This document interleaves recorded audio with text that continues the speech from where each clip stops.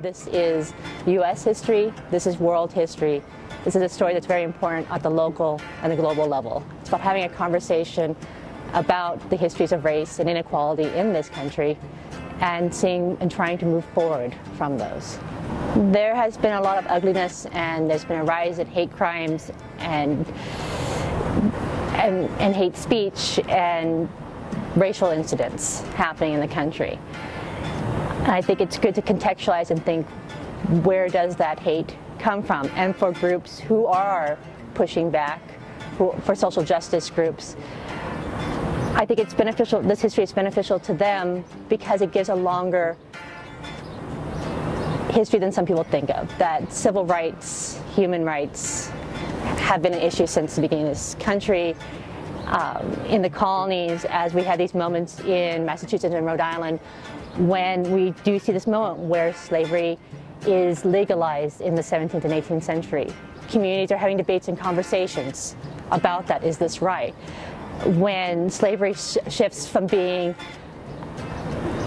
in Massachusetts and Rhode Island and other parts of New England to being an inherited condition, that your mother's status is what going to be the status you're born with, or the history of gradual emancipation in Rhode Island and its messiness.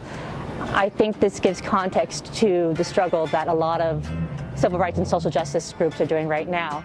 And they're often saying, this is systematic, this is ongoing, this is not about this one, we are responding to an incident like Ferguson, but it's in a far larger, longer history. And these groups are saying that, and I think projects like this help reinforce what they're saying, that this is a longer history. Rhode Island is known for having a dominant role in the transatlantic human trade. When we think about ships being built and going out, being outfitted, whether they arrived in Virginia or Charleston, South Carolina, or in New England, these ships probably came from and were funded by Rhode Island. So the meetings are just starting. We've had a few meetings at the state level.